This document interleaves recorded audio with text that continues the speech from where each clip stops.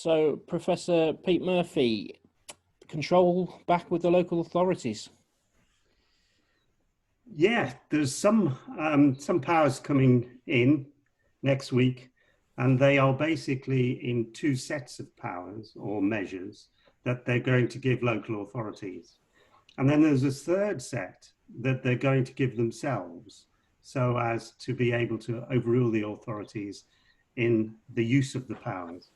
But the first set relates to basically relatively small incidents where they're going to have powers to intervene.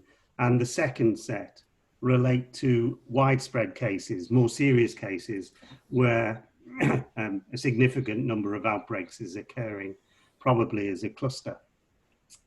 The new powers, which they clearly they want to use with discretion, and you'll recognise some of the issues. You'll undoubtedly recognise, because the things that have been done nationally that can be applied at the local level, but now they're given authorities, local authorities, the powers to do it. So in terms of smaller incidents, they can close, or they will be able to close individual premises and what they call public outdoor places. So what that means is parks and gardens, town squares, relatively small areas. And then the third thing they will do is they'll give them the power to prevent events. Something we learned a number of years ago with raves, you know, when social media gets going and we know there's going to be a huge gathering and that's going to cause a potential problem. Those three sets of powers, they'll give local authorities, and the local authorities, as soon as they use them, have to tell central government, and they are obliged to review them every 7 days. So every 7 days, they've got to locally review them, and I would imagine the local media will want that to be open and transparent, and I'm pretty sure that the local authorities will want to be open and transparent, because they will want to get the confidence of the public in the way that central government is challenged by the confidence of the public. Then the second set, Ben, do you want me to? Yeah, you carry on. Yes, carry on, yes. Basically, it's for wider areas or wider spread of cases. And here they can close either businesses, venues, or even whole sectors. So we've seen outbreaks in food manufacturing places. We've seen that the government has at times closed non-essential retail. So those are the sort of things, a sector that they can close down, or much more likely is a geographical area. And the closing of the geographical area is going to matter at what scale, what size, what area, what size of area it is.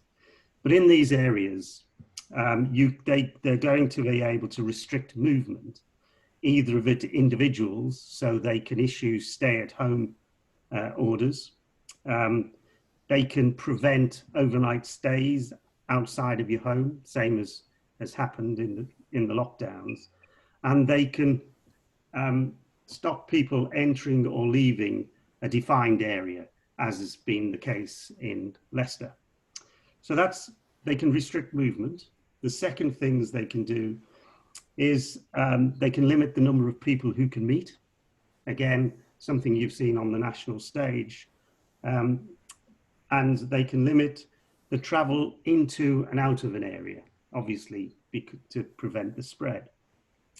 The third thing is that they can restrict either local or national transport systems, closing them all, right, or putting capacity limits or geographical restrictions on them.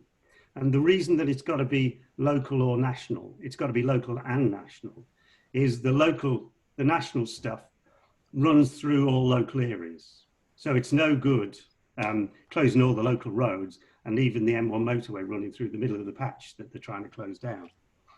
And the last thing they're going to give them powers to do is the old mandating or making people responsible for covering their face. And they'll make them able to stop people, require people to wear masks in a wider range of public places. At the moment, we're supposed to wear masks on public transport, but they'll have the ability to stipulate some other public places, though exactly which ones those are, we don't know. Well, we know this Friday coming, I think it's mandatory to wear them in shops. That's right. I think 24th of July. Thanks for outlining that for us. But the question that was going through my mind while you were giving that excellent sort of demonstration is how trustworthy is the data? Because, you know, if we're seeing reports nationally that a lot of data is now being, and I'm going to use, for the sake of the video, the inverted commas, suppressed, because there's been a lot of debate and conjecture about the death toll, and those figures aren't being made public at the moment, and the government are going to cease with the daily update of how many deaths there have been. How can the local authorities be certain that the data is going to be correct for them to actually take action over anything? Well, the data that goes nationally is compiling local data and aggregating it, right? If you're dealing with a widespread emergency and it's being dealt with locally, the information, instead of going up the hierarchy, being aggregated with all sorts of other data, if you were in a normal local emergency, even if it was, say, a flood or something like that, the local authorities would receive the data from all the other members of the local resilience forum, and they would pool data in an emergency. So the data goes to the people quicker for a start. And what we're dealing with here is outbreaks and incidents. The bit that the local data, the bit that is difficult here is in the test, track, trace data. Now they'll get the data, you know, but it's whether it's all right or not. In terms of the thing that's going wrong is the allocation of deaths to different circumstances. Once deaths have occurred and they've been recorded, and they can look at them and see what happened. Now, if you've got an outbreak, with all due respects, you've either got deaths or infections, and you've got to close those down.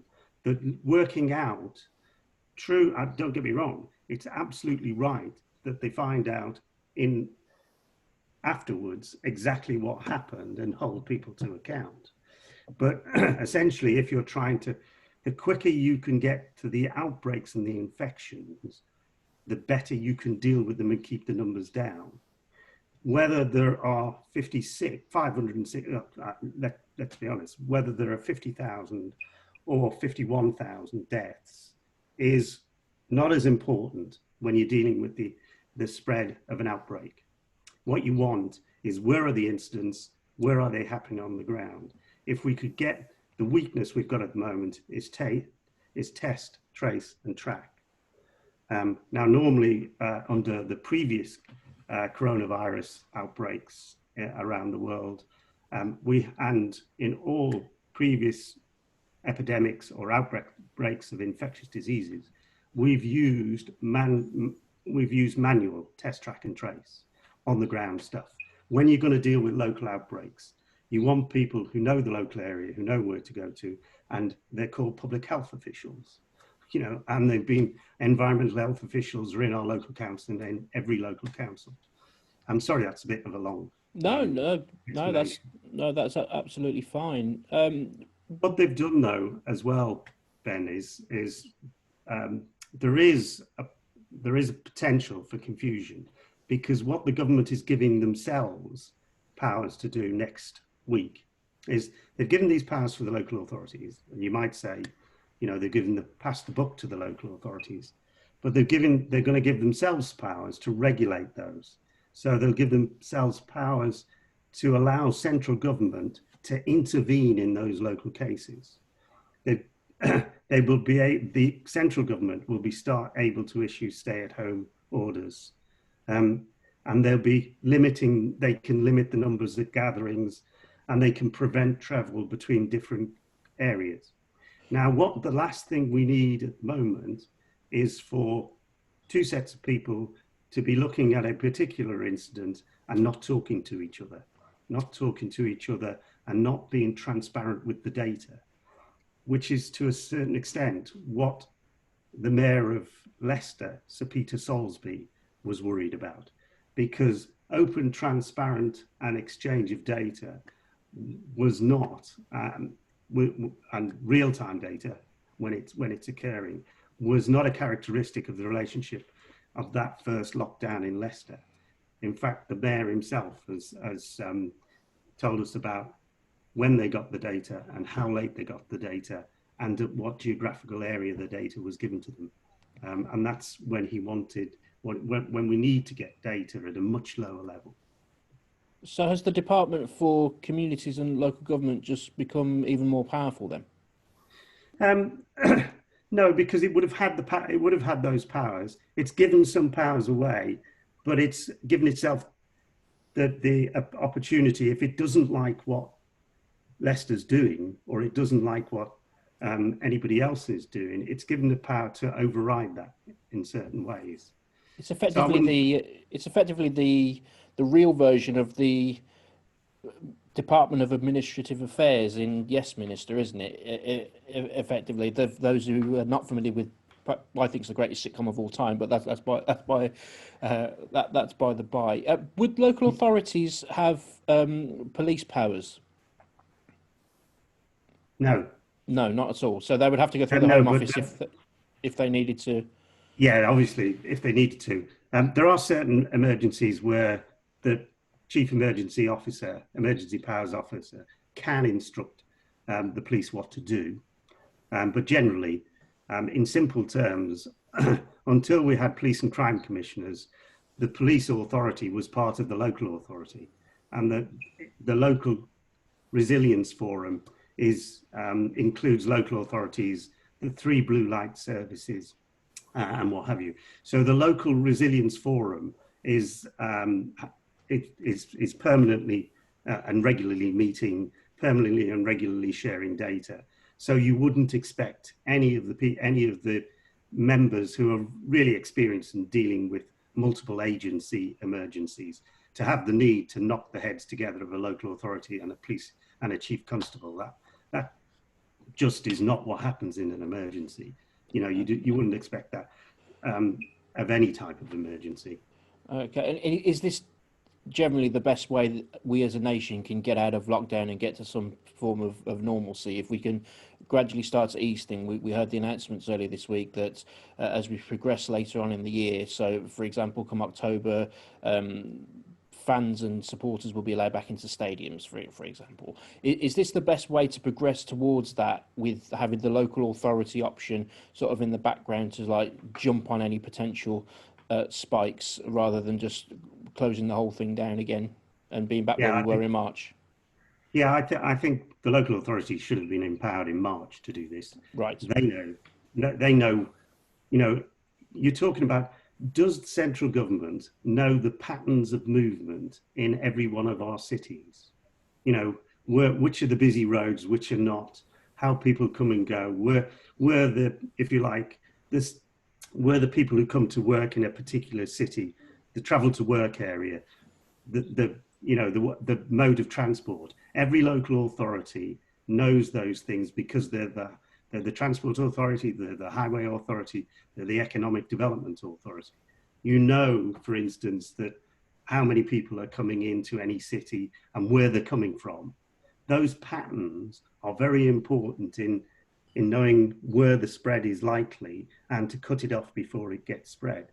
So in my opinion, and I suspect every local authority in the country who are used to dealing with emergencies, they're all under the the Civil Contingencies Act 2004, and they've been dealing with emergencies on a regular basis in collaboration with the police, the ambulance service, the fire service, and everyone else.